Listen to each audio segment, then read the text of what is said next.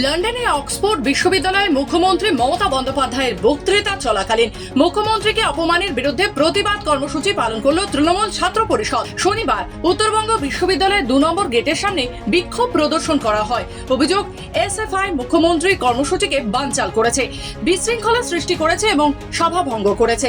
কিছু সংখ্যক এসএফআই এই ঘটনা ঘটিয়েছে বলে অভিযোগ।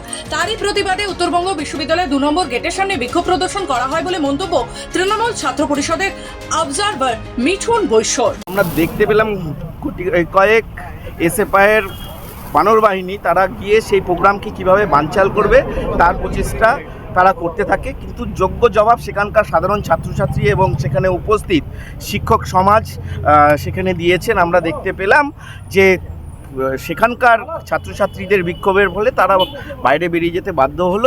যেভাবে বাংলায় বুকে সবসময় একটা ন্যারেটিভ সৃষ্টির চেষ্টা এসএফআই করে, এবং আমরা দেখেছি যাদবপুর থেকে প্রেসিডেন্সি বিভিন্ন সময় বিভিন্নভাবে ওনাদের মতবাদ যারা বিশ্বাস করে না তাদের উপর কিভাবে আক্রমণ নেমে আছে।